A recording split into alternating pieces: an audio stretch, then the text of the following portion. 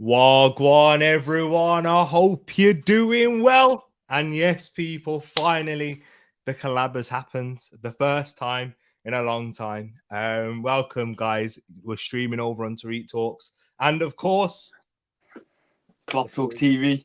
Thank you, Tereak. Man, you big me up. Like I said before stream, Tereak, I've got to find my energy from somewhere, so... Yeah, it wasn't too great for me yesterday, so glad we've got the collaboration going. And I'm sure it'll be a good stream, pal. Don't you worry at all, man. I'm sure I'll be providing you with a lot of energy. I'll be boosting your hopes. So, Aled, if you don't know, well, you can see, right? He's a Liverpool fan. If you couldn't spot that. Yeah. I haven't made it obvious, mate. I haven't made it obvious. Exactly. But with that beautiful smile on his face, you wouldn't think he is after yesterday's result. There you go. Is that a little way that I'm pepping you up already? Yeah, man. He's feeding me energy. He's feeding me needed energy for this. Exactly. I hope you're all keeping good, people. Of course, this is the match reaction. If you're watching on both channels, we're reacting to the match. If you're seeing it as well, we're going to be talking about a lot of stuff. In-depth tactical analysis. We're going to be talking about the feelings at both clubs, the polar opposites in a way, given what, we was both feeling like only a few months ago and heading into the season at points. There's a lot that has happened, and we saw a lot happen in that 90 minutes of football that we're breaking down. We'll be looking at the future for both sides as well. But of course, I've got our brother in here who, if you are used to watching the Arsenal show on my channel, you will see him. You know who he's here. I think he's sorting out his audio. I can see him concentrated down there below. I'm not sure if you can see me, but I will introduce him. You know who it is. If you don't know, get him in the comments. But big up each and every one of you. Let me go into the comments whilst we're speaking, because we've got plenty to go through already. Bobby K's in here, showing love. He's a Spurs fan. Hope you're keeping good, Bobby. Shay's in here. Nice. Hope you're keeping good. Matthew, admin of KloppTalkTV fan page. Nice seeing you. Oh, He's in the place. He's in the place. Big up Matthew, man. Big up. Big up Matthew. Hope you're keeping good. We got Edmin. Look at that right there. Big praise. King. The best two up-and-coming YouTubers in the game. Do you see that? We're both young as well, a bit like this Arsenal team, unlike Liverpool. But, we'll forget the average age of Liverpool. We'll forget that. We're talking about the Arsenal exactly. average age. Well, the average age of this stream was quite young until literally he walks away. Oh man, just as I'm about to bring him in, the average age of this stream was quite young. But now let's drastically bring it back down as well. How you doing, boys? How you doing? Yeah. I'm gonna get my cider. Because I'm just that happy. I'm just gonna top it up. And the juice of it is having a Liverpool fan on here that I can see the tears and taste the tears. It's been so long the other way around. They're all in you, mate. They're all in you. They're all in the mouth. So I'm just gonna get my cider. So I'll be. Yeah, no worries, man. No worries. I'll pop you back in when he's ready. But big up Wilf right there. He'll be back in ready, guys. Ed says, "Let's go." We got Gary Richard saying, "Tally all, it will get worse before it gets red." Big up Gary. Big up yourself, Gary. Does he mean better, or does he? Yeah, probably. Yeah, get better. Probably. I hope so. I hope obviously that doesn't happen. I hope we just perform for City next week. But I can't imagine that being the case. So Gary's got a good point there. Exactly. And Ed says there, it could be worse, Aled. You could have picked Wolves to follow. Ed, in these moments, mate, I have to count my blessings. But yeah, I understand that, mate. And, big up to Ed, man. Exactly. What a guy. Big up to Ed each and every time. Yeah, before it gets better. That's what he was saying. Big up yourself, Gary. Hope you're keeping good. BNB's in here, another Arsenal fan is in this place. And Shay, I will have a call-in show coming up because we're kind of strapped for time. We're doing this quite late, my brother. Unfortunately, not tonight, but I'll give you a heads up, man. And then, yeah, we can get you guys and all the other Arsenal fans on the call-in show. It'd be great to finally see you and have you on the stream because you're a big supporter of the channel. But thank you, man. I'm loving that shirt, by the way. It's got a special meaning for me because that's one of my daughter's first Arsenal shirts. So when we had a season ticket and stuff, so I'm loving that shirt. Exactly. Look at Edmund saying in this scenario, T, though, you're old. Hey, no, I'm not now. Thank you, Will, for coming in. Thank you, Will, for coming in. It may be old, but it's even more handsome now. Will is on. And there's Matthew with the early comment, and just from the looks of it straight away, I've got to agree. I'll let you read it out, Aled. Yeah, he says Arsenal had the spirit and passion, whereas Liverpool just looked like they were there for the money. Yeah, pretty much agree with a lot of that statement.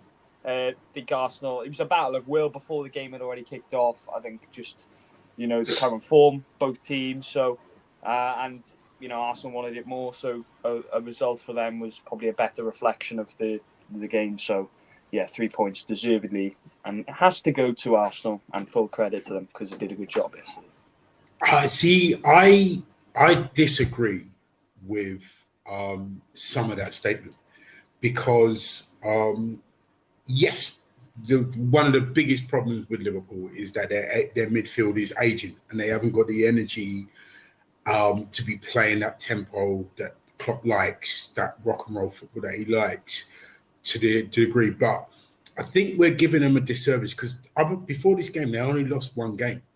Yeah, United. And with what they did last season, which was unprecedented, to go that deep in 4 competitions, even with our team now, if you put our team in that position, that would take a lot out of you for next season.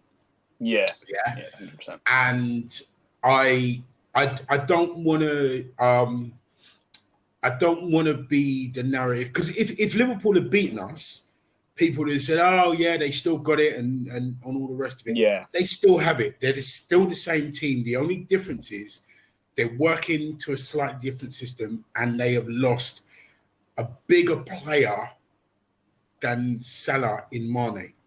And by that I mean Mane went under the radar because he led that press.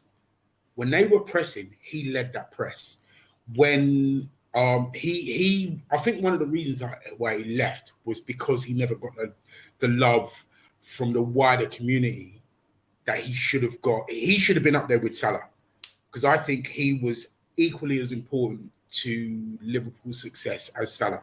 It was always the one I worried about more than anything else. So this shows where we've come from last season to be able to compete with a team of the stature and caliber of Liverpool. But don't do them a disservice because they've come back. They've showed championship quality by coming back in the games that they should have lost. We will get into it, definitely, guys. We'll get into it. Let me just run through the comments first because before we get too nitty gritty and into it and into the topics that we can definitely discuss. But big up yourself, True Gooner in the place. Marshall Ayub Vibes is in here as well. Realist, I hope you're keeping good. And there's Matthew. Yes, Realist, I'm counting. I hope you're keeping count, Realist. If you don't know, people from KloppTalkTV, Realist was saying that Wilf was a madman and he needs to be wearing a straight jacket for Arsenal, predicting them to finish third. This was at the start of the season. Oh, yeah.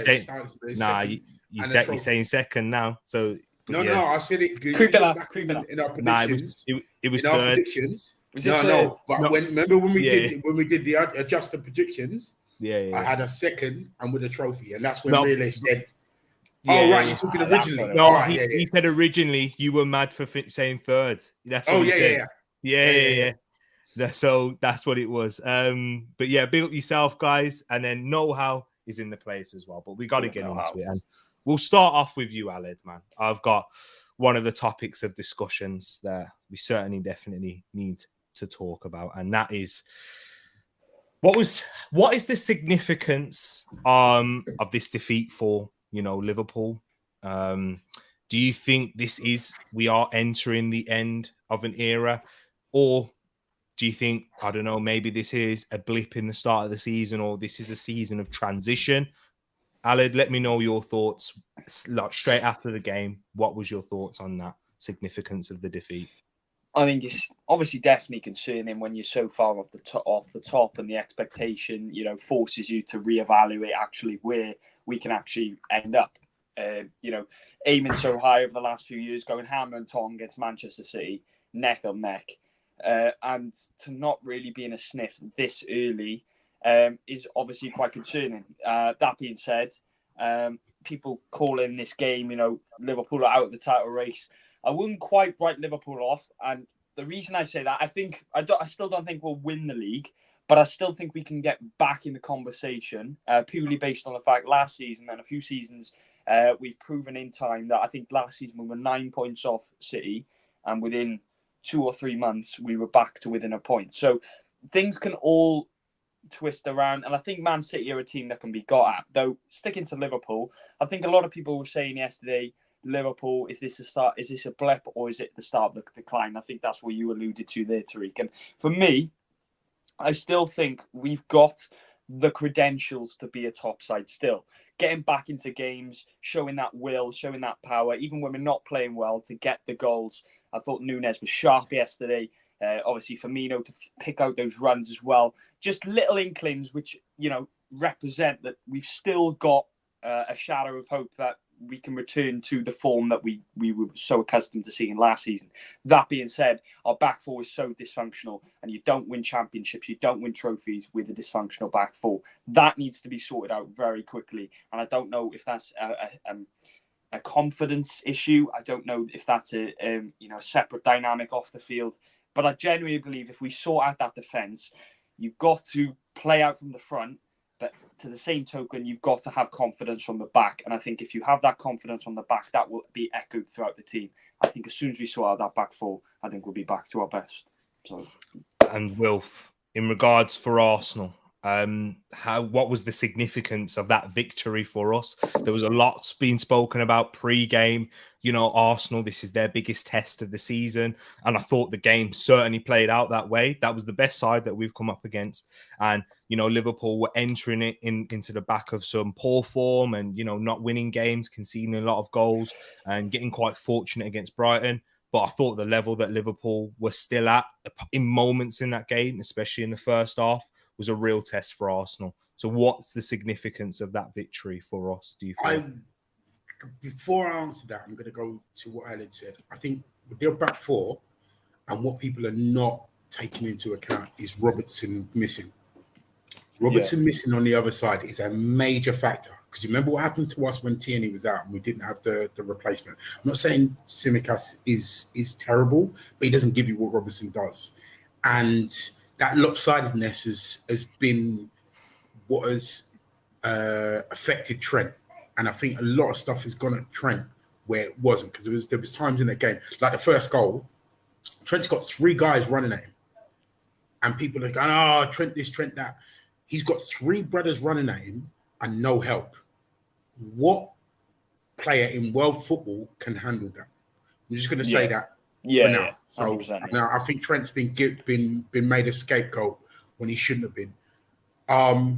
With us, the significance of that victory is huge.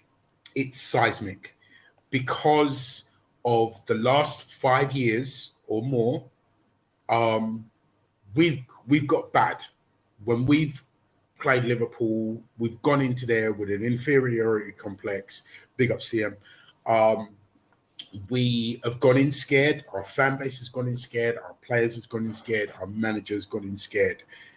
To come out of this game, which we would have lost last season or any other season before, and probably capitulated, and it would have ended up 4-2, 5-2, whatever, to slug it out with the biggest sluggers in the Premier League. We were talking yesterday about prize fighters, boxers, and Man City are the boxers. They're the technical boxers. Liverpool are the ones that your trainer is going to don't get into a slug fight with him because he will knock you out.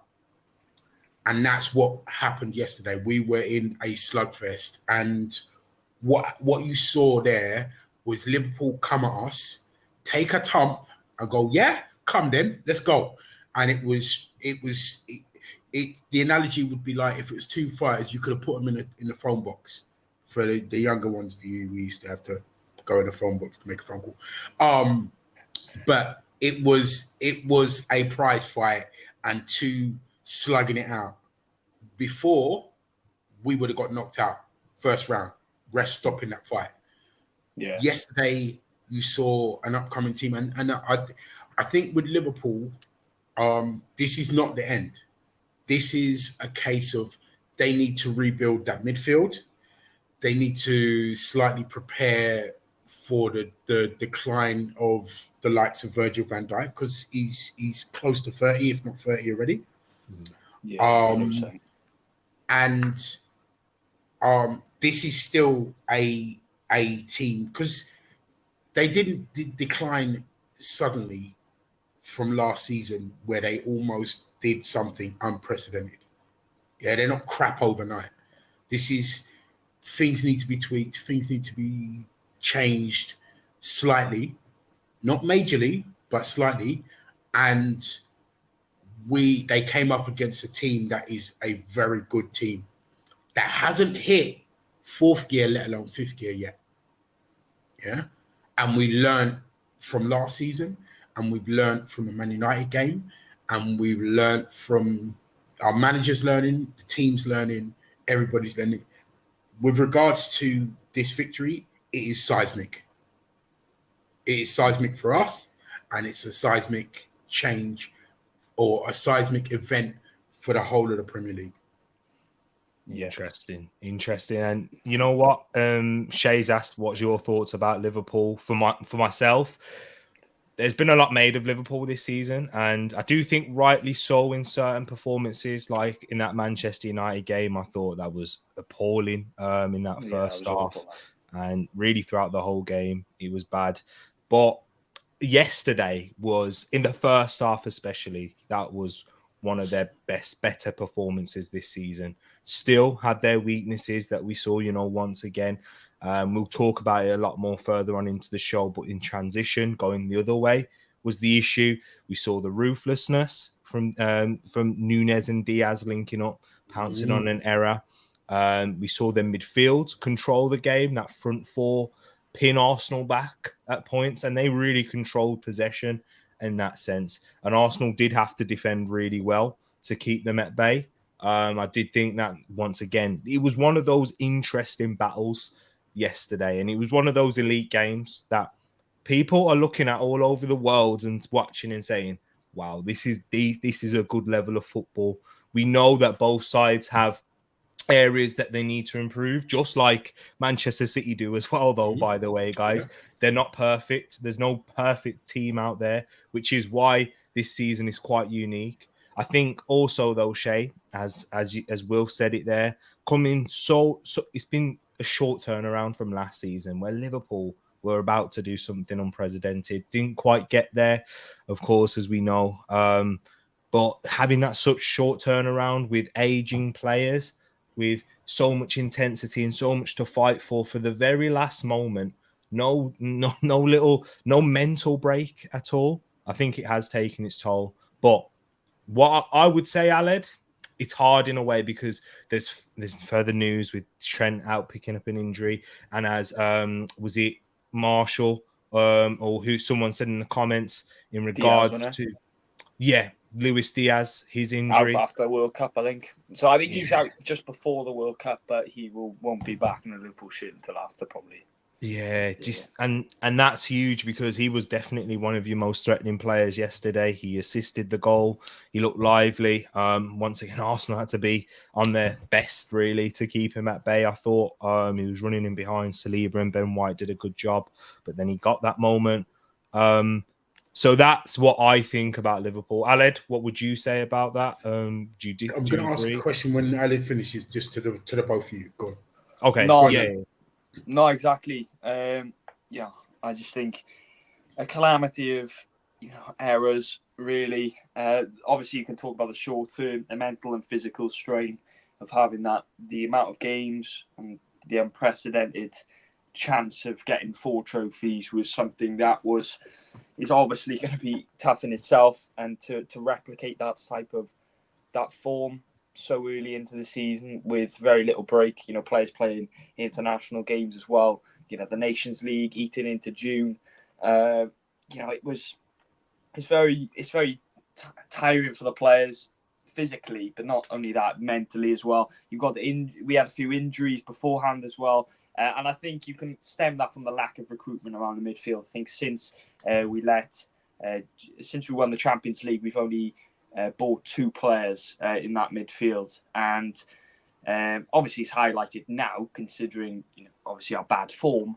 but it definitely feels like that midfield's aged quite significantly over the last 2 or 3 months, and it's quite concerning because we don't currently have the bodies and the personnel to fit in who can replicate that high quality that we're so accustomed to seeing. So, yeah. What was your question, Will? I suppose you both of you have answered it. I suppose the question was, do you think failure is not the right word, but for want of a better word, the failure not to achieve all 4 has done more psychological damage than actually the aging squad and performance and whatever. It's playing on their minds more because of how high their standards are. To them, they might, when we failed last season because we didn't get all 4, whereas any other season, two trophies out of 4 when you got that late is successful.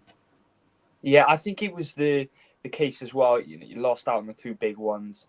It was the mental roller coaster, that Villa game on the side. Everyone thinking, we've got it.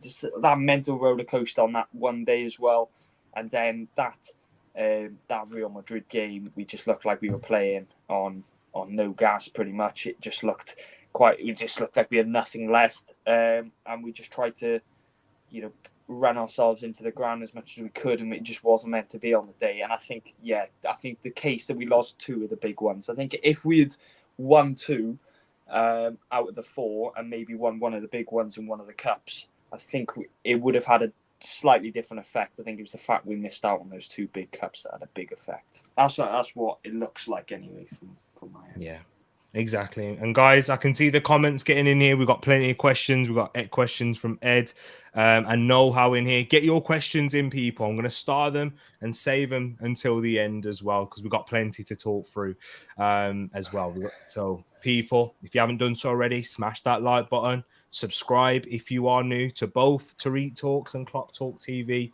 as well, people. We're streaming on both channels tonight, and it's big up. Nice seeing you and some new faces. And you know what? TTF, give a big round of applause to Aled. Man. You know what, man? He's a massive member. You know what I mean? Aled, he's been there since day one, people. We haven't been able to collab as much because of, life and them things, but I'm glad to be sharing a platform with him once again. Nah, my pleasure, mate. My pleasure. I've looked forward to this for weeks, mate. So to get on a stream with you and get on a stream with Wilf as well. Quality, man. Quality. And in front of the chat as well. The chat quality. Exactly. Obviously coming in with a lot of comments as well. So appreciate the engagement. Keep it coming. And we have to start with that very first action of the game, with Arsenal's intense, rapid, fast press. We started with Liverpool, went long. The ball was knocked back for Arsenal. Ben White picked it up. He played it out to Saka, inside to Martin Odegaard. And we've got this right here, courtesy of Aled as well, people. The courtesy of Aled. He's the one who sent this. He provided it for us for the opening goal, as we can see right there. Odegaard was the one able to play that ball through to Martinelli, and Arsenal took the lead. But Aled, we'll bring that image back up when we're talking about the tactical breakdown of that goal. But what a fast way for Arsenal to start a game. Was you surprised at how fast Arsenal began that game? I wasn't that surprised. I'm not going to lie. I was confident going into the game. But then when you compound the fact that Arsenal are notoriously known at the start of the season for starting games off strong, to coincide the fact Liverpool start games very poorly and concede first, it wasn't a big shock to see Arsenal take the lead quite early on. Obviously, inside a minute was a bit of a shock. But in the way that we lost the ball up the field and within a matter of seconds, we were on the back foot. And when you give a guy who's in form 10 goals in his last 14 games, Martinelli, it's only going one way, that ball, and it's going in the back of the net. So, yeah, it was a fast start by Arsenal, but I wasn't at all surprised, I think. Oh, and Will. The thing with that is, if you look back on it again, Saliba got a little bit lucky because you could have had the first chance because the ball came over the top. Yeah. Saliba cut it out. It went to I think it might have been Jota, and then he tried to play in Nunes, but Saliba got it back again, and that sprung the break. It wasn't a surprise. It would have been a surprise to see us not start so quickly. The goal coming within a minute, no one saw that coming. But I wanted to ask you as well, Will. I want you to talk about that goal in terms of Arsenal from a fast-paced break from point of view. Saka on the right, playing into Ødegaard, and the wonderful pass from Martin Ødegaard. The thing about it, you can't defend stuff like that when two wingers are running at you, and it's because if you look at it again, at one point it's a 3 against 4 with Liverpool's back three. They would have to be perfect in their line, and then when the actual final ball gets played through, there's actually 5 against 4 because it's Ødegaard, Xhaka, and Martinelli bearing down on Trent, and you've got Saka and Jesus on the other side. The overload was just too much. There was nothing you could do about that. Even Klopp said it in his post match. By the time that last ball is played, there's nothing you can do. What you need to do is stop it at source or earlier on in the move. Yeah. And that is what Liverpool have been doing for teams for the longest time. You know what I mean? They've got 3, 4, 5 man bearing down on you. We're doing that, and that is something Wenger used to do. That quick break, that hitting teams on the counter that quick is a Wengerism. Yeah. And it shows where Arteta has learnt his skills from. It's not just Pep. People forget that it's Wenger as well because he played under Wenger, he saw under Wenger, he played against Wenger teams, and we were always going to start strong. I mean, there hasn't been a game since pre-season where we haven't started strong. If you look at the all or nothing, his whole philosophy is we go out there with intensity straight off from the bang from the B on the bang. Yeah. That's what Arteta was trying to instill in his team. That's Arteta ball, and that coupled with the fact that Liverpool are slow starters, or they have been this season, was the perfect storm. So in a way, that first 10, 15 minutes, Liverpool were the perfect team for us because they started so slow and they come for you. It meant that we were more inclined to get an early goal than we have been in any game up until now. Do you know what? And this is where I want to ask Aled about this, because initially, right, when I saw this goal happen, when we saw it in real time, I thought, what is Trent doing in this situation? Yeah. I thought that, but I've watched it back a couple of times now, Aled, and in this goal, I'm sure we definitely will, as Ed pointed out, we will talk about Trent for the second goal for sure. But in this one, I don't think there's actually too much to blame, because as you can see in this frame right here, he's got 2 players onto his right in Granit Xhaka and Martinelli. The run from Martinelli is so fast. I think it's hard for him to react. When you slow it down and you see those things, maybe it doesn't show him in good strength, because I thought he should have either committed with tracking the run or committed in completely trying to cut out that pass. But it happens so quickly. I find it difficult. But what's your thoughts on that, Aled, in breaking it down from a Liverpool perspective? Well, it's a calamity of errors. I think from the start, losing the ball so high up was obviously going to be a problem. But it really does help Arsenal when they specifically targeted that right-hand side.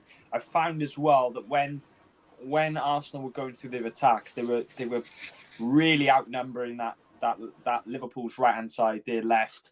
They were really, I thought Xhaka was grouping up with Martinelli. You even had Partey going in. Ødegaard was drifting more over to that left-hand side as well. It was just causing a multitude of problems. And that Henderson and Trent dynamic was obviously going to be pulled apart when you commit that many men forward. So, obviously, I think it was... I don't think you can direct all the blame on Trent. I think no player in the world, can do a good job at defending that. But even if you pull it back up, I think it's more a case of... but it's just... Look at Trent's body position. He's too square. And I've seen Gary Neville talking about this on Monday Night Football.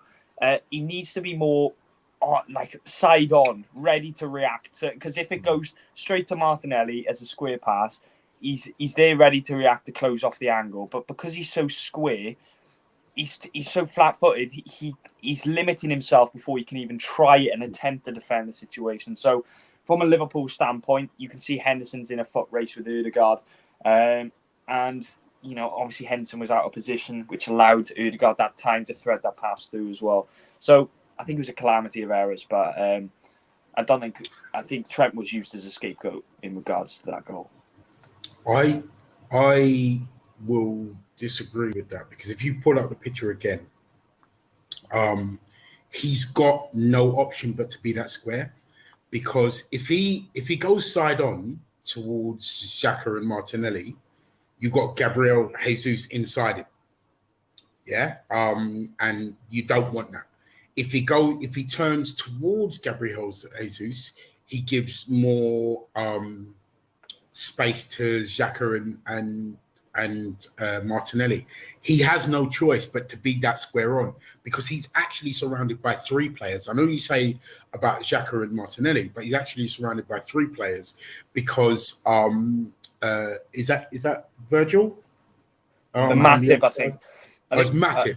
Matip needs to come right tighter behind. He needs to become. If he comes tight on Jesus, then Trent can turn his body the way that he needs to, but he has no choice there, because he effectively, because Matip hasn't come across, Trent's facing three attackers. Two is bad enough, but when you're facing three attackers, if he goes that way, he gives all the space to Xhaka and Martinelli. Yeah. If he goes this way, the ball goes in behind him. You complain about, he shouldn't turn his back to him, and Jesus is turning away from Matip, between Matip and the ball, and's got a shot on target. So I don't blame Trent at all in that situation. I blame the lack of cover or help for him in that situation. And this is what I love Trent. I truly do. And I'm sick of the scapegoating of him, because they're going on like the two centre backs are playing out of their skin and Trent isn't. Robertson is there and he's not. And it's like when they've targeted Xhaka in the past and Odegaard and other people like that in the past. I really don't like it. This is the exact direction I was going with it. Sometimes, do you know what? I don't think, guys, I disagree with both of you, because in a way, I think this is happening at such speed, it's indefendable, because Martinelli's running at breakneck speed, by the way, and that's how he does so well with that finish. We've overloaded you guys in the midfield. I actually don't think there's too much to criticize Liverpool for this first goal. The second goal and then the third goal, I think that's when we get into that. That's when we can really start getting into the nitty-gritty. But because Arsenal break at such speed and intensity and overloading Trent, you can't live with it. And that's what I'm saying. Yeah. From Martin Ødegaard, there's nothing you can do. One sec. Well, that pass from Martin Ødegaard is the weight of pass and the timing. Those are the two things that are excellent. If he plays that any earlier, it becomes a 50-50 between Martinelli and Alisson. If he plays it any shorter, Matip or even Trent, someone can recover. The timing and the weight of that pass was excellent. And I thought Martin Ødegaard yesterday overall was phenomenal in that situation. The only when you see a pass like that and as a striker, you see how good it is when the striker doesn't break stride. Yeah, his mind is made up for him. He knows what he's going to do before he gets to the ball. That's the perfect ball. You don't break stride. You don't think about, oh, do I need to touch it? Whatever, you hit it first time, and that's how good that pass is. And you're right. I mean, I actually that's essentially what I was saying. There is nothing Trent can do in that situation. Whether like with Gary Neville, or his body position, there is absolutely nothing he can do. Because of the overload, because of how many people we've got there. Right. And this is where we're going to start talking about one of the big decisions in this game. As you can see, two of them. Don't worry about the right-hand side so far. Aled, I want to hear this from a Liverpool fan's perspective, because when I initially saw this, that Gabriel incident, right? Initially, when I was watching it live, I want to know your initial thoughts and now that you've slept on it, I want to hear that as well, because I thought this was a penalty. And it's not because I think the actual action should be a penalty, because of what referees have made in this weekend with Dan Burn, right? That's why I thought that one should be a penalty. Although I don't think either of them should be penalties overall. But if you're going to give one, you certainly have to give the other. And now I've slept on it. I still think we got fortunate not to be given that penalty. Well, for you guys not to be given that penalty. And if I'm talking about overall Arsenal, I mean, I think in this fixture, you've had the rub of the green previously, with the Mane elbow on Tierney, and we've seen a few things there. But I certainly feel like we got this one here. What's your thoughts, bro? Oh, do you know what? I was gutted because I'm sorry. That one, that's a natural position if I ever seen one. I mean, honestly, I was fuming with that because I seen that, and I rate Gabriel as a defender. Like, to be fair, sometimes he can misjudge certain things, but I think that's a stonewall pen. And do you know what? It's not even that. Like, it's not even like the downburn one. It's just I looked at that and I thought, come on, ref, like, you serious? There's no words for that. I just think the way the ball changes motion, it's all seems like it was just had the credentials to be a penalty, and it was just a clear error really by VAR. But and I think it was Darren England that was on VAR.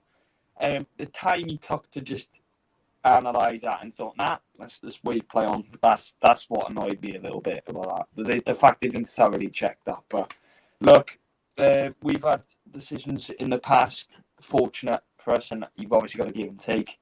But definitely seeing the outcome of the game and thinking, well, we could have got a draw even when we weren't playing well away from home against a very good Arsenal team.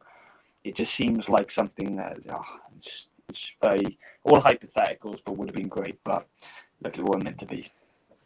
Exactly. Matthew said there, I was cheering when I saw the replay, but then it wasn't a penalty, so I was confused. Well, I thought it was a penalty. Aled thought it was a penalty. Do you agree? No, was not a penalty. It's just too close. It's just too close to the hand, and I think he's in a natural position because if you pull out the picture again, he's leaning into it, and as I'm leaning now, your arm goes out for balance. Yeah, your arm goes out for balance. Don't get me wrong. if it had been the other way, I'd have been screaming for pen. I'd have Yeah. been screaming for pen about it hitting the hand. But like with offside, the laws of the game says proximity is the biggest thing. Had that been a yard or two further away, stonewall penalty. But because of how close he is, there is nothing. He has no time to react, to pull his hand out of the way or whatever.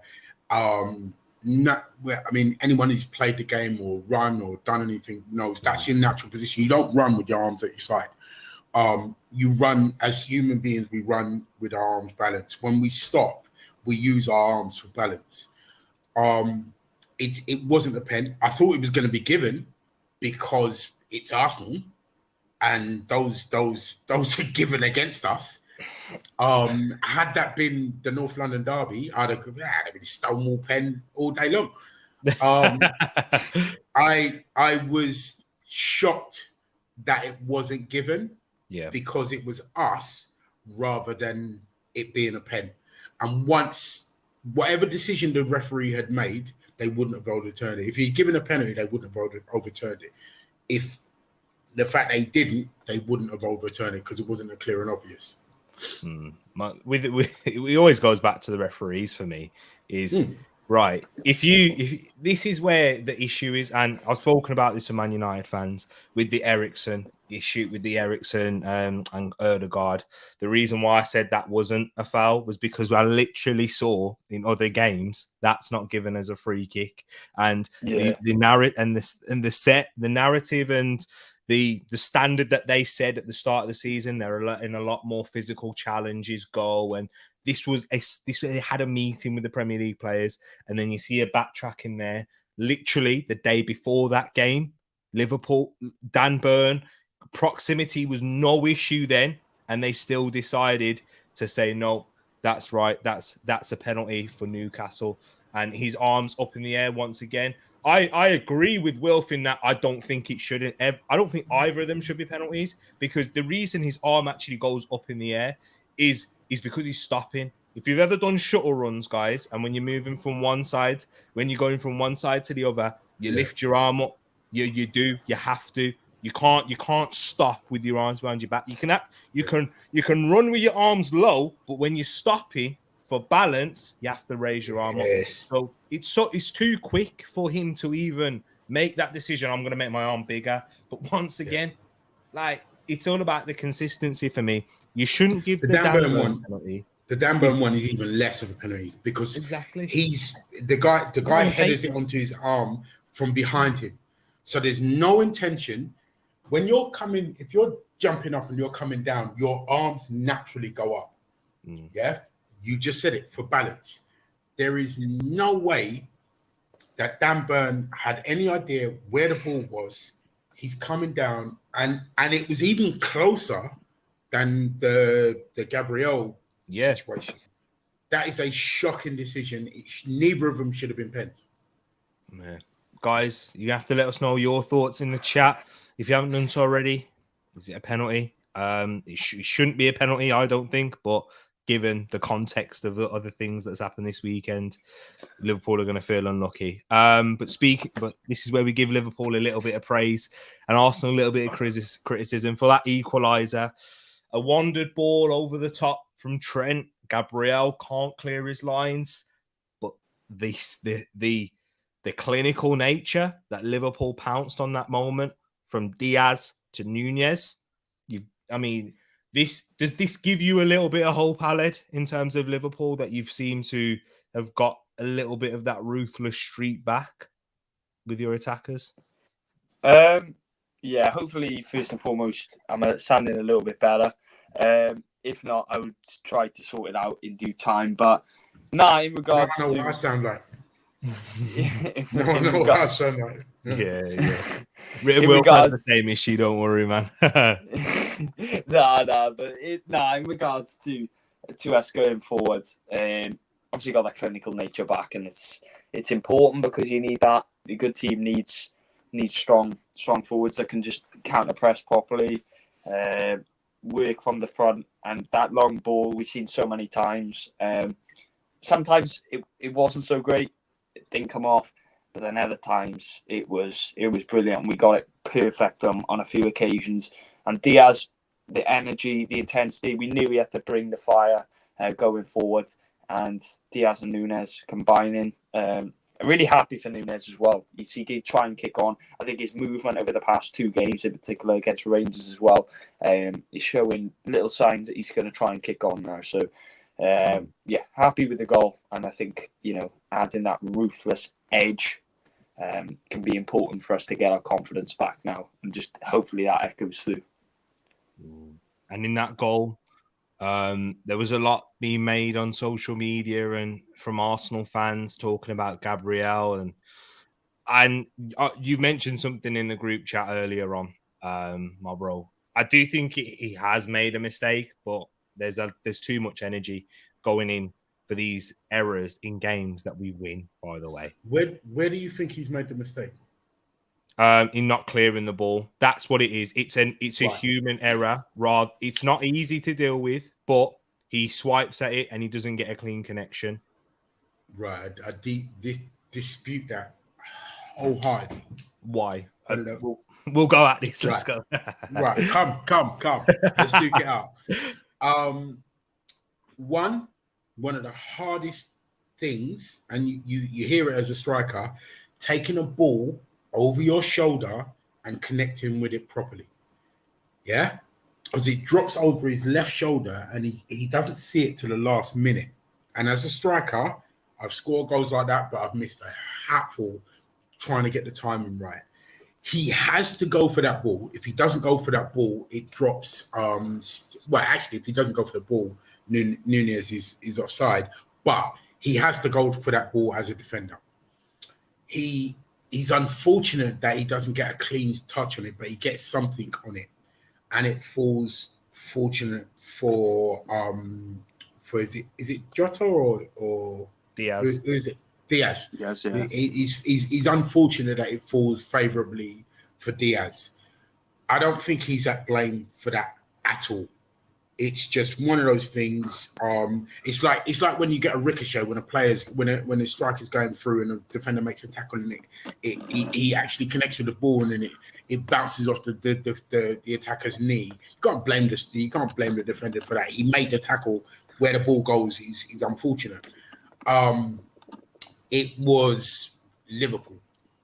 That was Liverpool being ruthless, clinical, like they always have been. And Núñez, I think he's been given a hard time because people forget how hard it is to have your first season in the Premier League. Yeah, when you've never played there before, coming to the Premier League is the first time is a shock to your system, physically, mentally. The lack of time you have on the ball, and he's taken time to adjust.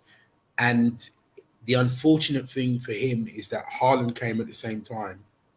And Haaland being a unicorn, hitting the ground running, makes Núñez look bad. The brother, he scared the frig out of me yesterday. Scared the frig out of me. He scared the frig out of me going into the game. The brother is lethal. The brother is, remember, and also he's coming to a new system. Liverpool are playing a new system.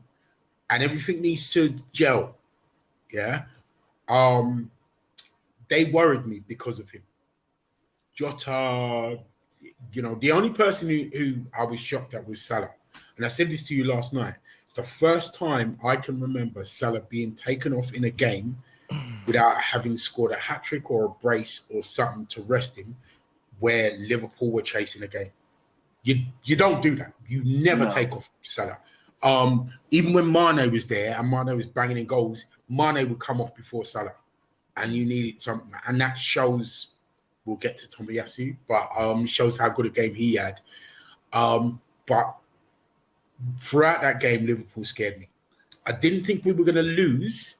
I thought the worst we would get was going to be a draw, but Liverpool scared the Ross out of me that whole game because they're Liverpool people.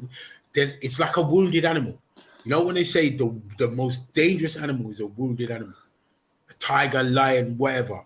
Normal ones will go, yeah, cool. A wounded animal needs to eat. because he can't hunt. You come too close to him, you'll get nyam. And that's what happened with us with that first goal.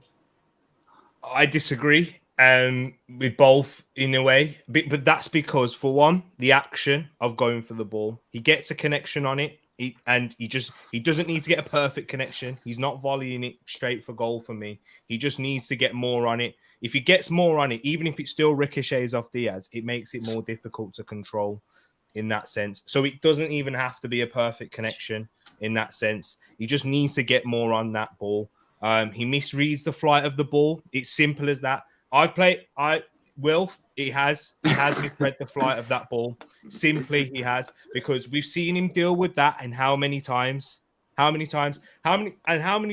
we say, oh no, this is an area of development. He misreads balls. He misreads where balls are going to fall. If I give you, for example, his body positioning in where Crystal Palace score that goal, he's misreading it. And that's where he's misread where the space is at. That's an aimless ball from Trent Alexander-Arnold. He only needs to get more connection on that ball. Simple as that. That's all. He doesn't need to get a clean one. He's not volleying it for goal. He doesn't have to volley it straight up into row Z. Just needs to get more on it. But that once again, Liverpool were ruthless in that moment. And also, in terms of Liverpool scaring, the only reason Liverpool was scary was because they only needed one moment. Throughout the game, though, throughout the game, though, how many chances did Liverpool have, Aled? Aled, before you answer that, let me apologise for this family feud that we're having. It's really embarrassing. But yeah, go ahead. How many chances? I didn't think Liverpool created many chances at all. No, I think, every attack, it seemed to stem from that long ball, hit and hope.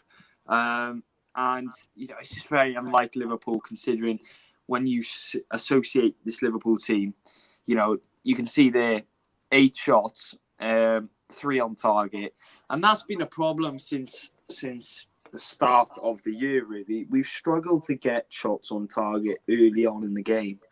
And although we're scoring goals, as we proved, we scored 3 last week, scored 2 this week as well. I think, obviously the problem, we shouldn't take away from the fact that the problem, we know, is the defence.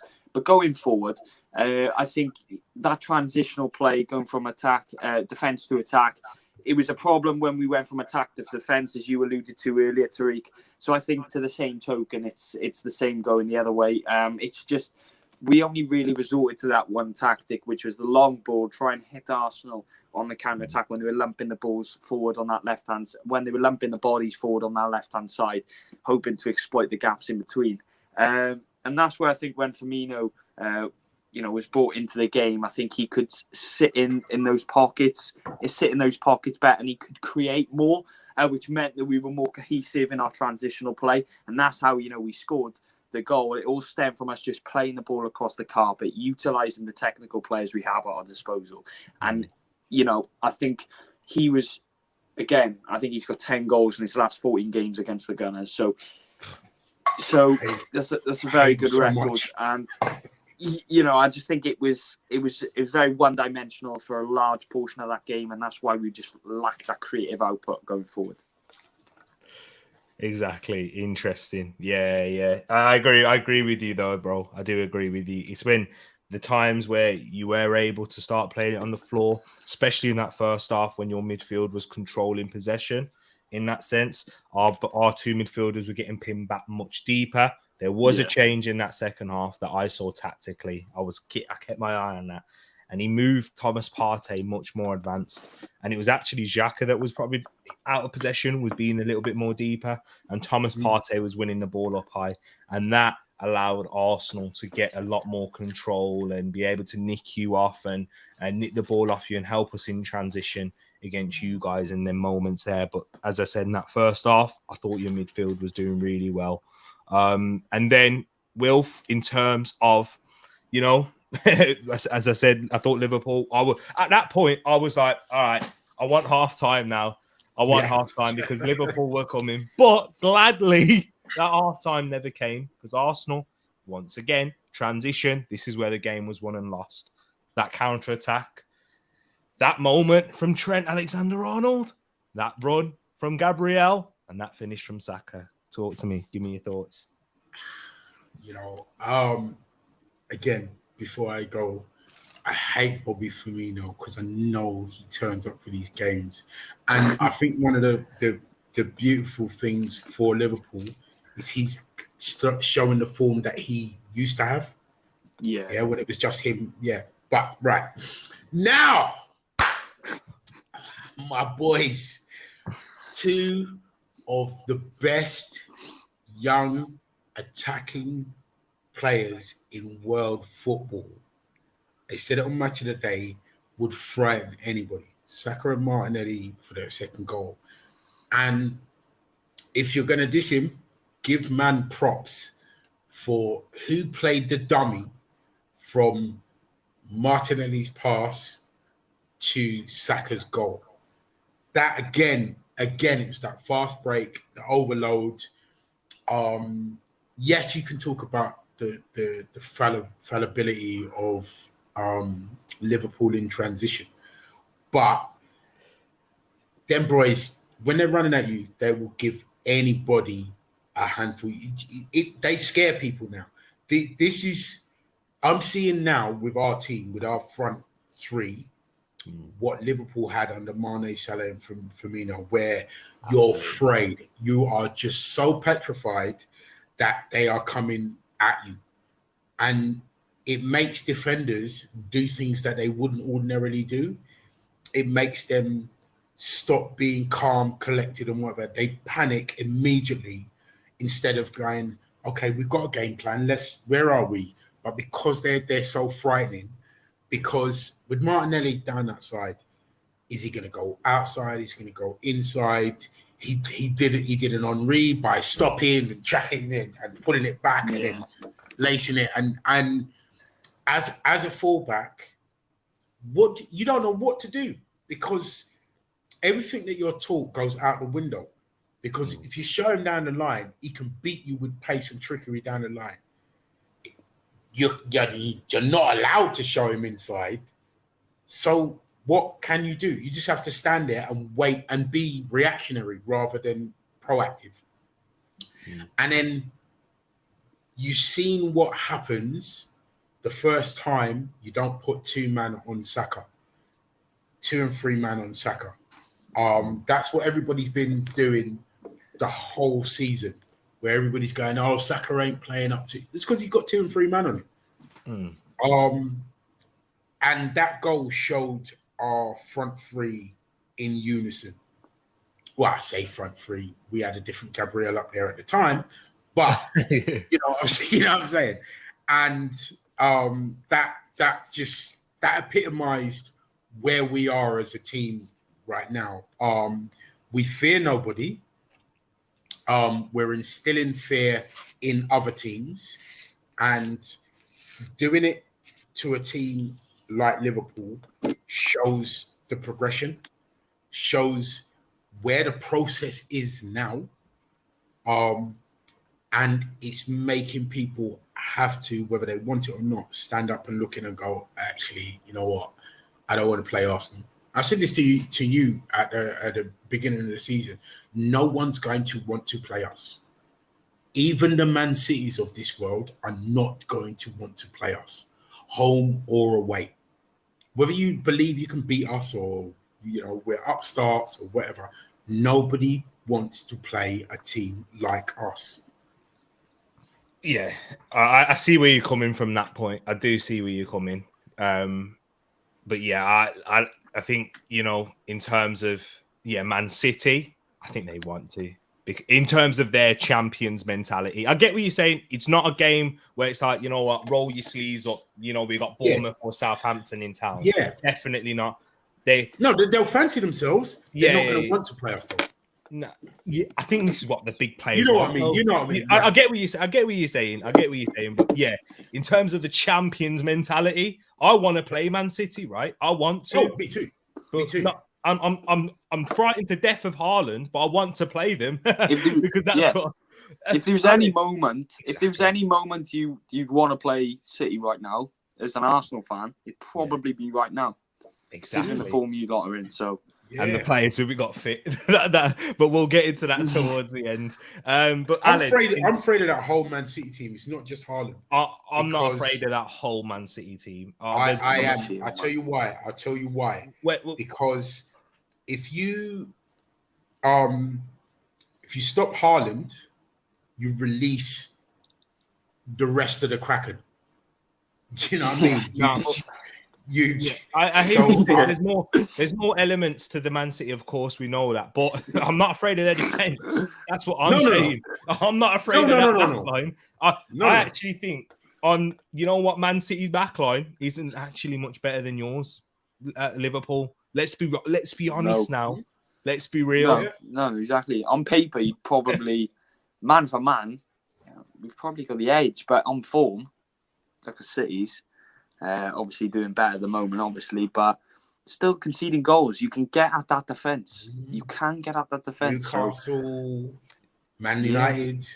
They are leaking goals. They're not bulletproof. So especially with the vibrance that Arsenal do have going forward, that could be a mismatch for them. So exactly.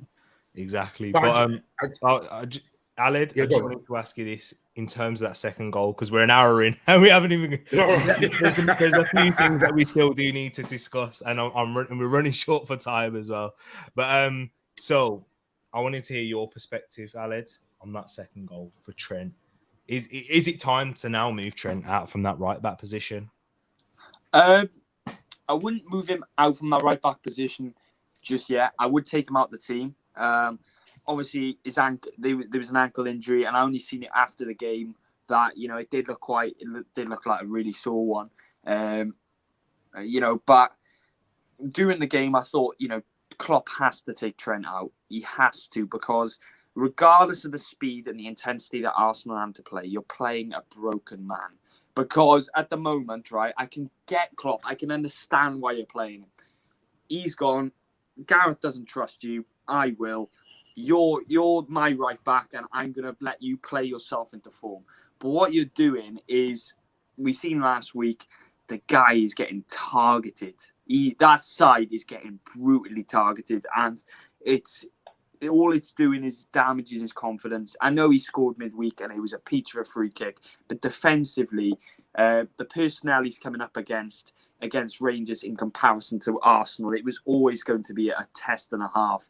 And that's why I think the levels were shown yesterday in regards to Trent's confidence and the form of Arsenal's. And that was reflected in that second goal. As a team and as a collective, to concede that second goal so close to half-time was a big mental blow. If we could just kept that 1-1 with Firmino potentially score it. If Firmino scored in that second half, had it have already been 1-1, I think it could have been a different dynamic. But I think that goal really did dent us, because although we come back psychologically with that penalty and Arsenal scoring that, it was never going to be. They broke us then. It went from a dent before half time to broke us then from that 76th minute.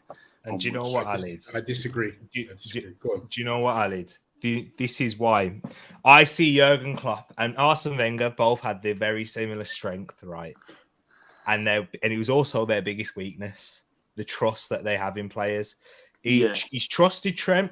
He's put so much trust in him. It's not just with Trent. Henderson in there, Fabinho playing him when he's clearly not right or not fit, and because he needs to, because he has these players. And they obviously, as a footballer, right, we've all played sport and we've all competed at sport at any level. You want to play when you're available, no matter what, however you may be feeling. People say about Gareth Southgate in terms of Maguire, he needs to take him out of the fold. Harry Maguire's not, the last thing he's going to want to do is stop playing football. That injury was the last thing that he wanted. This is from the professional athlete's mindset. And because of Trent and the levels that he's been at, the level that he believes he's at as well, and I agree with him, definitely going forward. But his confidence right now going that way, bearing in mind, Aled, he played as a more conventional right back yesterday. Yeah, he played literally within himself defensively, and he still was poor in those big moments. And Martinelli was getting past him. And you saw the difference when Joe Gomez came on.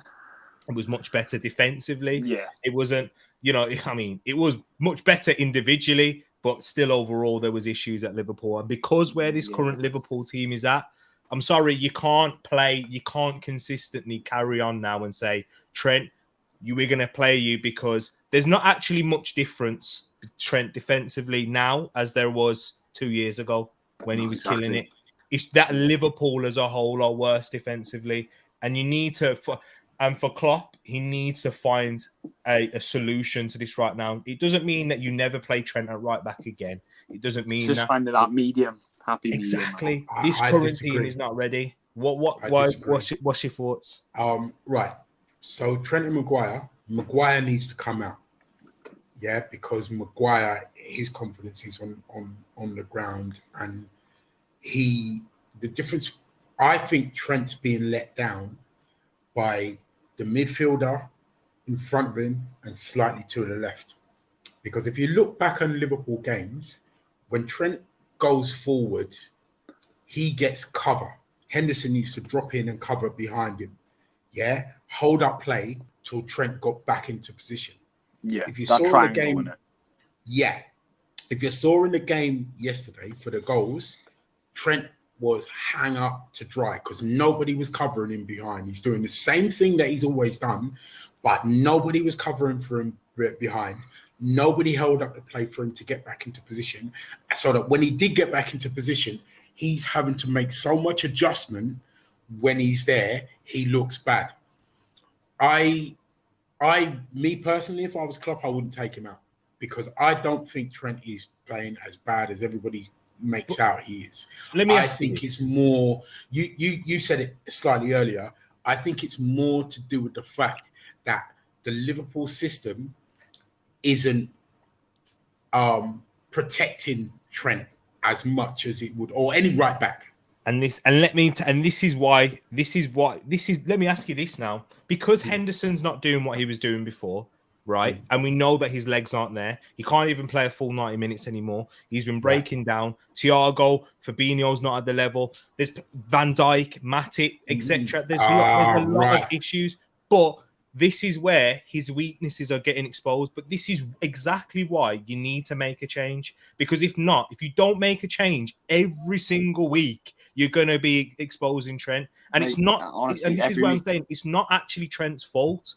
But it's like, for example, Arsenal's problem when we had Ozil is because we didn't have anyone be able to do going back the other way. So for me, I said, right, what's the point in having Ozil against Liverpool when he's giving you nothing, right? Defensively. And that's Trent at the moment. He's giving you nothing defensively. He's a luxury player.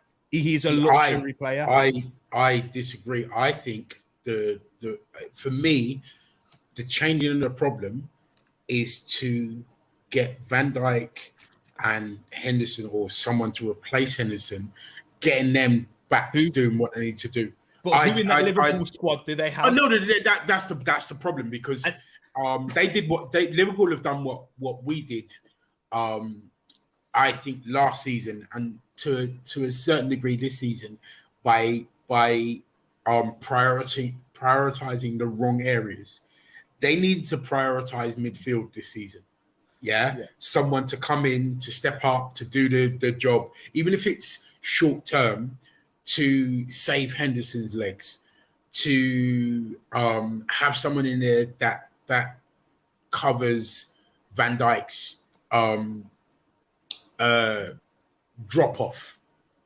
And I think that's where the problem lies with this Liverpool side. Not that one player, because even with was it Gomez in there after in the right hand side? Even with him, we were still doing damage. Second half, nothing didn't change. If anything, we were more in control of that game second half than we were first half. And again, the on the opposite side, because we've said this about the Arsenal side. If you've got that imbalance with Robertson missing on the other side, I think that affects Trent as much. So it's literally that back line. And this is the issue, though. Robertson's been playing. He has been playing this season. Yeah, but he's been injured. He's been poor. No, he's still. Even against Man United, Robertson was playing in there. Yeah, they Robertson has been great this year. I think fair play. But that Robertson Mane link-up hasn't been there, so Robertson you see what I'm saying to you. So there's other areas it's that back forward as a unit. Exactly. Literally, Aled. No, this is it though. Even from a year ago, I remember West Ham away, they were saying get Robertson out of the side. Isn't that correct? When they were saying they were going start Simicaz. They said play Simicaz. And they were going, why has Klopp got this blind loyalty towards Robertson? To the same token, everyone has a go at why Klopp starts Milner in some of these games as well. And then the same kind of argument is now being tossed at the Trent situation. Take him out when he's clearly being targeted. That side, maybe not Trent individually, but that side in itself with Henderson, Trent, and Salah as well, maybe defensively, not really his job, but again, you've got to defend as a team. That right-hand side hasn't been ticking defensively. 100%. And that is where there needs to be changes. And the reason why I'm saying take Trent out, and this is, I don't know if you're getting a little bit confused with what I'm saying, because this is for the short-term fix. Yeah, I get that. Because Henderson can't do what he did to help Trent before. Fabinho can't even do what he did to help Trent before, and Salah can't. So if they don't have a replacement for Henderson right now in midfield. Harvey Elliott is even worse, going backwards the other way. Harvey Elliott's good at bringing the ball forward, but even worse, he needs to work on his physicality wise. I think that's where he needs to get a lot more as he grows into it. He's still very young. What's your thoughts, Aled? Well, you know what? It's interesting you say Harvey Elliott, actually, because I think Wilf mentioned it as well. That triangle, we've got Salah, Henderson, and Trent. When Trent makes those inverted darting runs up that field, right, Henderson drops off to cover. Harvey Elliott, when we started him in that 8th position, he wouldn't defensively drop into that position because he's not that way inclined. So there was always that exposure that whatever team would get that counter-attack or that one opportunity on the break, they would just go at the gap. And it forced us to maybe drift as a unit, as a back three. But then always you had problems the other side then because that left-hand chart. So it has a knock-on effect all the time. So It's that 8th position, and it's about finding that balance. And, Harvey Elliott, we know he's still got time to develop physically and technically as well. We know that ability is there. But to optimize that role, I don't think he's as suited as Henderson defensively to just drop in those pockets when Trent is given the license to go forward. And that's why I said they needed to address that in the transfer market instead of getting Nunez. I think they could have handled not getting Nunez and bringing in someone that would have done that was with the capabilities of doing what Henderson does, and give Harvey Elliott that little bit more time to develop. Definitely, and this is it, and this is what I'll say on this final Trent part. Trent, as an individual, walks in to any side in the world, right? Any side. You need, just like every single team, every single player, right? You need to have built around them. Each player has a weakness. Every single player in this world has a weakness, right? You're going to need to have that built around him. He's going to need that protection in midfield. He doesn't have that currently. He doesn't even have it to the right of him in Matip, or to the left of him, shall I say, sorry. He doesn't have it in front of him. He doesn't have it anywhere. So that's the issue with Trent. And that's where we've seen the best out of him. Trent's no worse a defender now as he is back in 2 years ago when Liverpool had one of the best defenses in the league and Trent was a part of it. That's the issue. But we got big up each and every one of you that's in the comments right here. Smash a like, people. Keep it in those likes. Exactly. Cole streaming it. KloppTalkTV. If you're over on Tereak Talks, you know what you need to do. Go subscribe to Aled and KloppTalkTV. Plenty of content. It's going to hurt, but I'm going to do it. Hey, there you go. Appreciate that, my guy. It's going to hurt. I'm going to have to lie down in the darkened room after that, but I'm going to do it. Hey, he's a very knowledgeable football fan, man. Aled, he's very balanced. I like, you know what? Go subscribe to him, people. He's got great content coming up. one of the best up and coming content creators out there. I will say that again. People, go check him out. Cheers. What was you going to say, I got Will? a question for Alec. Would you lose Klopp now? And if so, who for? Oh, do you know Do you what? think, because it's a 7-year itch, it's that 7-year itch, do you think he's still the man to take you to the next level? You know what, Alid? I'll give you some time to think because it's a very good question. Let me run through these comments because I know the people in the chat. You have a little think about it whilst I run through the comments. Let me just add to that. Yeah. The reason why I say that is because Klopp has never rebuilt his own side. But yeah, go on. There's a lot of talk on that, and that's why it's a good question. Yeah. And it's one that I was kind of trying to save to the end, but you've already sorry. You should have texted me. Great minds think alike. It's a fantastic question, mind, because we still haven't spoken about the penalty. Do you know what I mean? So it's a great question. Have a think about it as well, but quickly as well, guys. Whilst you think about it, was it a penalty for you? Stonewall penalty for me. I don't understand why people are saying it's not a penalty. It's a stonewall pen. And even I heard Wrighty and Michael Owen say that it weren't a pen. The thing is, whether you like it or not, he doesn't make connection with the ball. He kicks. He's going to kick the ball, but he kicks Jesus' leg. Yeah.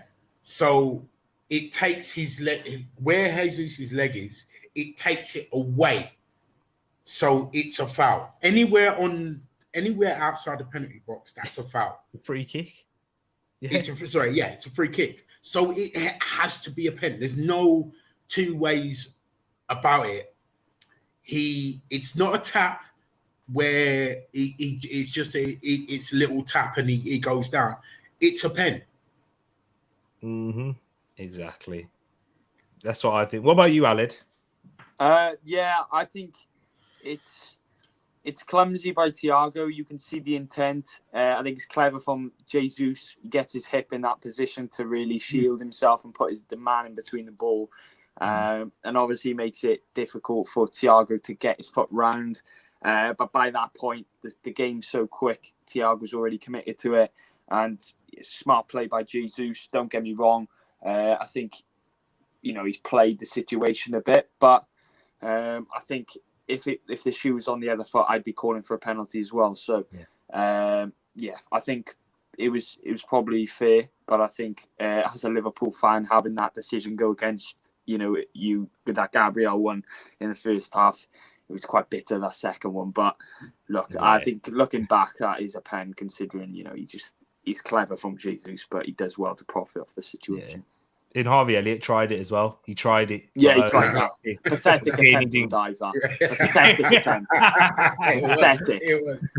He tried it as well. And saying that, we gave away the penalty like that against Zurich, Eddie Nketiah. I said it the same. Yeah. Zurich. It was exactly like that. And for me, it was a Stonewall penalty. Yeah, it's pen.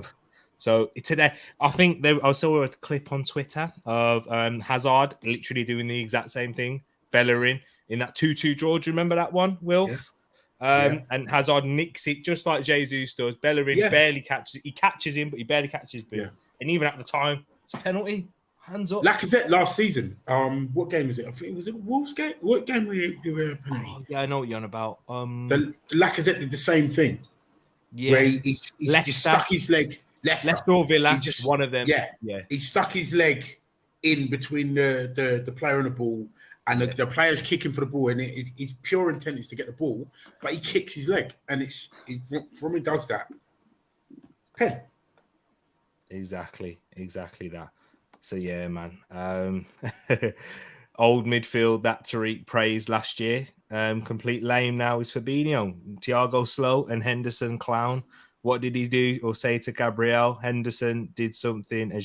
We don't know. Nobody knows what has been said in terms of that. I from what Henderson has done over the last 2-3 years, being in the England scene and whatever, I will be shocked, totally shocked. Yeah, same. And dismayed That's not Hendo. Yeah. And I'm saying this about somebody else's player in another team. Yeah. That's not Hendo. You don't. That's like Rashford coming out and saying stuff because Hendo. You remember Hendo led the whole. During lockdown, he led the whole. He got all the captains together to do stuff and whatever. Someone who does that doesn't do what he's accused of. Yeah. You know, he was even like, well, I think he was involved in that, you know, that Patrice Evra documentary. Right. He was going there, and I think he went to interview Jordan and was like, because they had that shirt thing, didn't they? The Liverpool players all wore the shirts. And he was like, yeah, what we did was wrong and stuff like that. So, yeah, it just doesn't sound and like also the sexism advert thing, you don't... Yeah, it just doesn't have... You're not that aware and then come out and say that stuff. I just think he was misheard.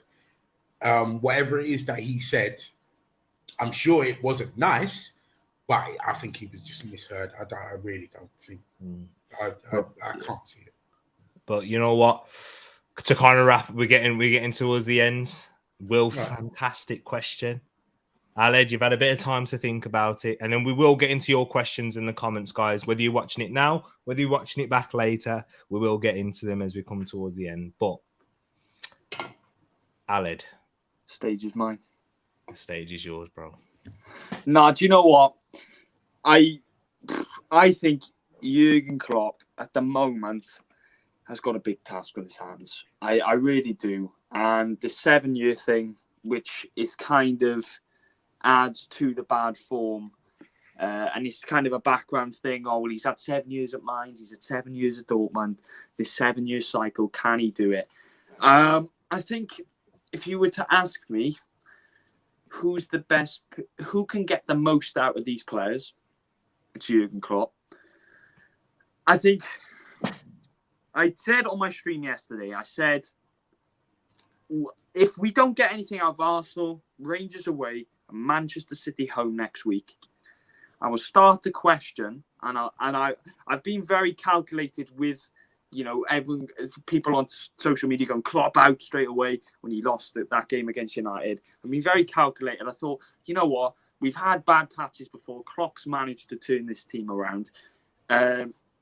Klopp's never rebuilt a team that he's already rebuilt, if that makes any sense. So that is kind of the contrasting factor in the whole kind of argument. But I just think this whole year, I said, if we don't get anything out of this next week, I'll start to question what more Jurgen Klopp can do to get out of these players, because it's 3 games that are incredibly difficult in their own right. Going away at Arsenal, the most informed team collectively in the league, in my opinion. Going away from home, then to play Rangers away, that's going to be a task in itself. It's the Champions League, it's going to be a task, right? To contend with, you know, the extrinsic factors, the atmosphere, all that sort of stuff. Ibrox, exactly. That's going to be difficult. And then you have Manchester City. That just speaks itself. If we don't get anything out of those 3 games, not off to a great start in that result yesterday, I'll really start to question. However, I said I'm going to stick true to my guns. I'm back Klopp, but I am sitting here with my Liverpool hat on. So I'll ask you two the same question. As a neutral, do you think that this Klopp can revitalise what at the moment is looking like a broken Liverpool? Do you know what? Do you know why this is a very good question? And Will, I look forward to hearing your thoughts on it as well, bro, because I'm looking at this you cannot take the emotion out of football. I'm sorry, you cannot. This affinity that Liverpool fans have with Klopp, he's giving you your greatest moment in winning a Premier League. Of course, though, it was in lockdown and those things. You won a Champions League, the football that you were playing. It's unfortunate you was against Manchester City because you would have easily won 3 Premier Leagues, easily, minimum, at that point. Jurgen Klopp is probably giving you some of the most... definitely Aled, because of his age, and even any Liverpool fan that's around my age. some of the greatest moments of your time supporting Liverpool, and even big man that I've seen Liverpool in the 80s and stuff. This is some of the greatest periods in there, making so many players, building them, doing it in a shoestring budget compared to Manchester City. But because of that shoestring budget, because of how Liverpool operate, can they afford to just go through and take that risk with Jurgen Klopp and, potentially do an Arsenal, in that dropping out of the Europa League and dropping into the Europa League for a couple of seasons, or trying to regenerate your squad? How much money? Liverpool have been notoriously good sellers, but how much money can you get from these players if you can't get the best out of them in Klopp's system? Maybe a little bit more of a pragmatic or a different way. These are just things I don't necessarily believe, but things that people are going to be thinking about and discussing. Mate, this team can't do the intense pressing anymore. I don't like this football. I don't want you guys to have it, but people will be saying maybe a little bit of a Conte play, because you've got counter-attacking players that can do the counter-attack. Yeah. You don't have the midfielders that can do the intent. You can't keep up with Arsenal. You can't keep up with Man City. You couldn't even keep up with Brighton, right? If Liverpool are to get the best out of this current squad of players, is Jurgen Klopp the man? Do you know what I mean? Wilf, I haven't even answered the question, because I would so say, hard to answer, isn't it? If I had to answer it, I'm saying you got to stick with Klopp. I think you've got to give him the opportunity. Right. Before he'd come to Liverpool, I'd have said no. I 100% think he can. The things that he needs. One, he needs to be backed in the transfer market, because Liverpool got money, because you just alluded to it. They are the best sellers. They've accrued money in the bank.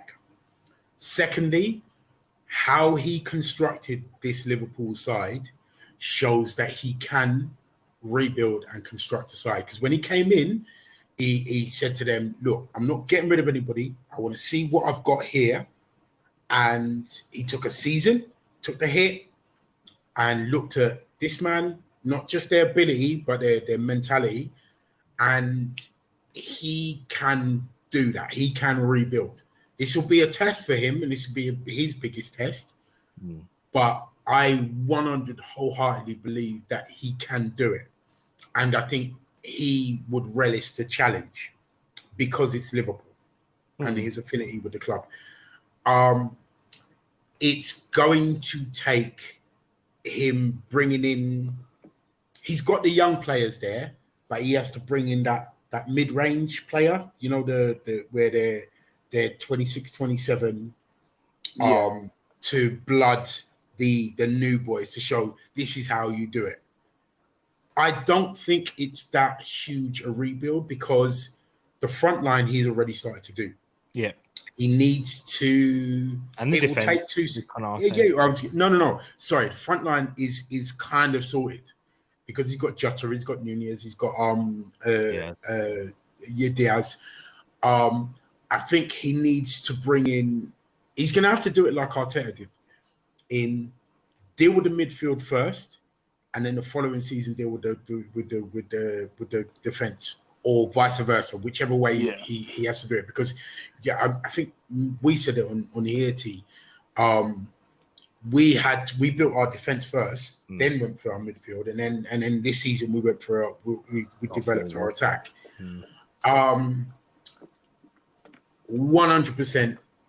If I was a Liverpool fan, or if Klopp was at Arsenal and we were in the same position, I would stick with him. I would back with him, because I don't think anyone else you bring in, it's a whole restructure of the team from top to bottom. Yeah, exactly. These players will run through brick wall for him, over broken glass, naked. Yeah, that takes time.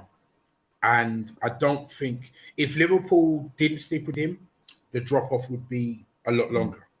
It's a 5-year drop-off as opposed to 2 seasons. Exactly. We'll run through these quick fire questions, and then I've got one more question to end it off with. Are Liverpool fans surprised by this midfield dip? I know I am, but I'm not as close to the club like the fans. Did you see it coming, or any worries prior to this drop off? Really good question. Really good question. Really didn't. Looking back, when you assess how many games we have and look at the bigger picture, a drop off was imminent, considering how like Will said, when you compare Manchester City, they've got the technical players. Liverpool players are epitomise the slug fight. They're technical, but they probably are more they're system players. Whereas Manchester City can vary their system and play a combination of systems because every player is played 3 or 4 positions. With Liverpool, the problem is the drop-off was imminent. Playing at that intensity and keeping it at that level was always going to be a task. And to see it drop off, I was very surprised. But looking back, it was kind of coming, really. We had that COVID season where it dropped off. We sort of got it back. We're just going through another real dip, really, and a lull. And hopefully we can just kind of follow that same trajectory and just build back from that and just build from strength to strength. But yeah, I was very shocked. Another one for you here, Aled. I'd be interested to hear your thoughts on Liverpool's transfer policy. Are they doing enough in the market? I know the basic answer is no, but no. But what would you say as well that you need to do in the market? I think it starts with Klopp, and I believe Klopp shouldn't have these blind loyalties to players. I think a few players we've kept well beyond their sell-by date, and we're going to lose a lot of money on the likes of Ox, Keita, in particular. We should have let them go 2 or 3 seasons ago, in my opinion. I think we can make successful acquisitions. It's still not impossible that we make those acquisitions. But I think the stat there, since we won the Champions League in 2019, I think I said it before, we've only made 2 signings in that midfield. And although that's testament to the strong midfield we had and we currently have, just not at the moment playing well, it's still something which Sir Alex Ferguson adopted. And it was that constant dipping in to that, just keeping the squad ticking over, bringing new players in, bring new faces in that just fit the dynamics and allowing them that time to integrate themselves within the system to maintain that success over a longer period of time. And that is where I think Liverpool have made that problem over a longer period of time. And it's kind of our success has kind of shadowed, our investment in that department. So I think that midfield, is something which I think needs to be rectified soon as. Yeah. Wilf, well, in terms of, Chris is asking me this, and I'll ask you this in terms of a neutral's point of view. Is this the end of Liverpool? I'm guessing he's more saying Jurgen Klopp than actual Liverpool football. No. You hit the nail on the head in that. I'd never thought about it before, but he is very much like Wenger in holding faith to a lot of players that he shouldn't have done for as long. Not that he shouldn't have done, but just for as long. Oxlade Chamberlain should have gone. Once their injury level is, and he's only going to get a year older and more injury prone. I think instead of Nunez, which I understand, I think they overpaid for him. I would have gone for Bellingham. I'd have gone all out for Bellingham this season rather than next, because he would have bridged that gap in that midfield. He was more crucial, wasn't he? Yeah, he was more crucial. Yeah, exactly. Because you could have got by with, I don't know, who else is there are other strikers out there that you could have got by with. And it's not like your front three are rubbish. Yeah. You know what I mean? Jota and stuff. Injuries have played a part as well, because everybody keeps leveling at Arsenal. What happens if this man gets injured or that man gets injured or whatever? The injuries have hit you hard this year. Like Jota being out for as long as he has affected your season. I just think they didn't prioritize correctly. And I mean, they, like you said, they held on to, they kept faith with, especially after last season, they kept faith with players that were aging, and this season was going to tell. I mean, this is, we have to remember as well. I do think they actually prioritise the midfielder, but because of Liverpool's transfer policy, if they don't get their number one target, they don't usually go for a next one, unfortunately. Tchouaméni, they tried to sign him before Nunez, but he decided to go to Real Madrid. And how that would have been a great signing for you now. Would be interested to hear T and Wilf pick one Liverpool player to help them win the Premier League, and Aled to pick one Arsenal player to get Liverpool back on track. I like this one. Let's keep it quick fire because I do have to run as well because I've got this one question that I need to ask you both. Who are you picking, Wilf? Ooh. It's difficult, isn't it? It really is. On current form, yeah, actually, you know what? On current form, it'd be Nunez. On previous form, it would be. I'm trying to think the deficiencies. It would be Thiago. On previous form, it would be Thiago. On current form, it would be Nunez. It would be Fabinho for me. Imagine a Fabinho and Thomas Partey in midfield. Yeah. Oh yeah. Pretty but, I mean, like I think Fabinho once again, there's domino effects in this. So yeah, but Nunez, Fabinho, Nunez for us. Imagine flipping him out with Jesus or having Jesus and Martinelli and them not all interchangeable. Yeah, it's a different dynamic. It's a different dynamic because Nunez is a bully. He is a bully. So is Jesus. But can you imagine, like, for example, could you imagine being able to rest Saka, bringing Jesus on the right and Nunez in the middle? No defense is going to want to play against that. Nah, he's relentless and that, but technical a bit. I like my strikers to be technical. I don't think he's got X. That's his areas that he needs to develop. Maybe, but his hold-up play, his link-up play isn't great. He's very good at running behind. He can do that. He picks up. He's got decent movement. Those things there, but that's not what I want. But that's me personally. I understand why you pick him, but he's not my type of striker in that sense. In what I want. Strikers Union. We've got a player who's very good at running in behind already, in Nketiah. But I just think couple that with Nunez. Eddie and Nketiah have to leave them, wouldn't they? No. Are you mad? Are you mad? How's he getting game? Are you mad? If you got Nunez. But anyways, we got to be quick. Because you can. That's 5 men you can just bring in and bring out. Because one of our biggest things is that if something happens to Jesus, Saka needs a rest. Something happens to Martinelli. When you got them man, then you can interchange. Then you give longevity to their season. Listen. He's picking Nunez ahead of Salah. This is ridiculous. Anyways, Aled, what about you? Do you know what? I would, given the situation as well, I've thought of it in a footballing sense. Firmino's going at the end of the year. Considering we're changing to a 4-2-3-1, I think Ødegaard. I would take Ødegaard. And do you know what?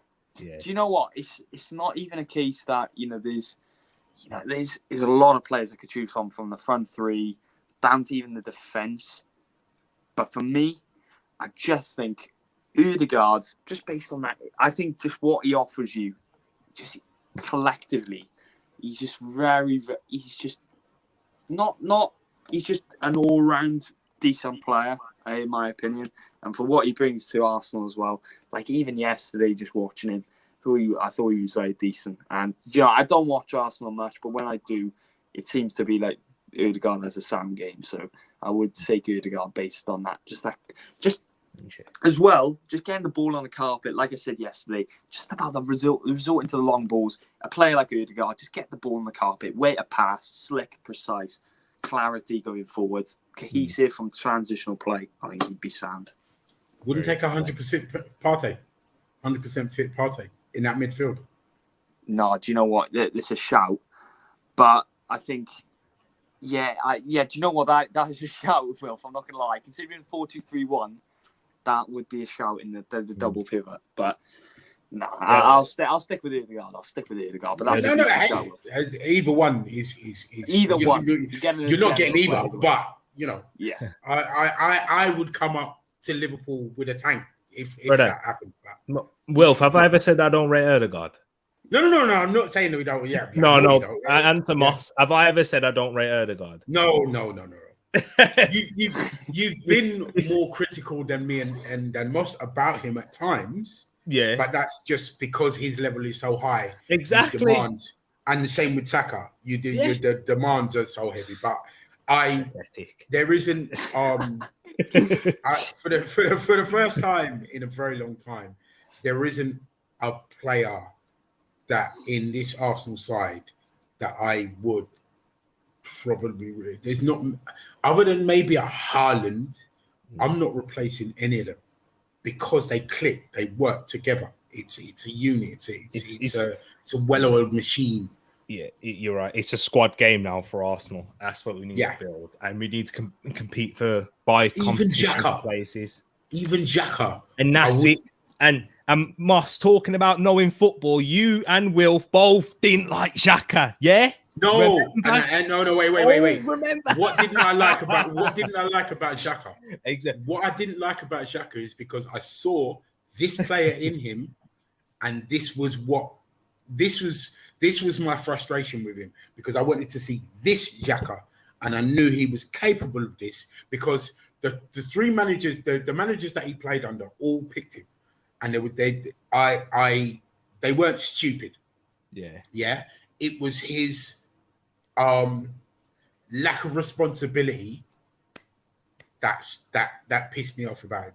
That I didn't like, because I knew if he was like, put it this way, Mustafi, shit, crap, get him out. Don't want him to know. Someone like even Mertesacker, I would like get rid of him. But because I saw what was in Xhaka, that's where my frustration come. That's why I wanted him out, because he wasn't doing what he did for Switzerland and what he was capable of. Now he's doing it. I love it. There you go, right there. So, in regards to this question, Aled, 3 years from now, what do you think Arsenal can achieve within 3 years? Based off this trajectory, in 3 years, I think you would two cups and maybe one prem. If you continue this trajectory, 2 cups and 1 prem. Whether that be the Carabao Cup, FA Cup, I'll probably say 2 Carabao Cups and a Premier League. At this current rate. Wilf? 3 years. I can see minimum 1 title, a European title and a domestic cup, or 2 titles and a European thing. And in that, I think Pep's time at Man City is coming to an end. Yeah, it gives you in the next 3 years to galvanize upon that. Yeah, and if that happens, I definitely see 2 prems. There you go. Interesting. And as I said, on that trajectory. Jeez, you know what? You know who else is going to give you the big one there, people. But everyone, thank you very much for tuning in. It's been a long one. Massive respect to our brother Wilf as a guest. Let the people know where they can find you, my bro. Really appreciate it. We always have debates. We always disagree, but this is why we love football. We have family rows. Yeah, we have family rows live on here all the time, and in our WhatsApp and Discord. You'll find me here. You'll find me in the Discord. This is my home, and Tereak, I have to give you props, because every time you have me on there, you bring on some badass guests, and Alid is raising the bar. Thank you. You're doing what Liverpool have been doing for the last 5 years, brother, on this show. I rate your knowledge unbelievably, and yeah, big up, bro. Yeah, thank you, bro. Big up yourself. Likewise, man. Big up yourself each and every time. And Aled, it's been an absolute pleasure sharing the platform with you, man. And you know what? We need to do this more often. I've streamed on your channel doing watch-alongs when we're doing combined ones at times. We got, G Staffy. He's a big member of both of our channels. Hey, She wasn't here big tonight. up, Grace. Exactly, G Staffy indeed. But Aled, you know what? People, you know where to find me at Tereak Talks right here. Aled, let the people know where they can find you and what have you got coming up as well. Yeah, first and foremost, I slap on them likes. Big respect to Tereak and Wolf, and obviously pleasure having me on, Tereak. You guys are more than welcome on my channel. Maybe not when Arsenal are currently playing as well. Maybe I'll bring you on when they're not doing so well. But nah, bro. In all respect, you're more than welcome to come on, boys. And keep making sure you're supporting Tereak. A lot of work he puts in. Tereak Talks is the place to be. Hit that subscribe to Tereak Talks. And if you want to see Liverpool content and football content in general, KloppTalkTV is the place to find me. Got a few bits and pieces, obviously, around the World Cup. Hopefully, if Liverpool's form doesn't suffer, that could be a bit of a welcome distraction. But now I'm just looking forward to covering a few games, a few discussions, much like this. And just a bit, just a variety, really. But love every time. Tereak, thank you very much. Wolf, big up, my bro. And cheers. Take care, everyone. Have a good one. Enjoy your weekend. Liverpool beating Rangers. It's going to happen, people. Rangers is my team. I can't, especially. Liverpool are beating Rangers, man. It's happening, unfortunately. But people, and Arsenal, are we beating Bodo Glimt? You are. You bet. Tough game. That's our biggest test so far.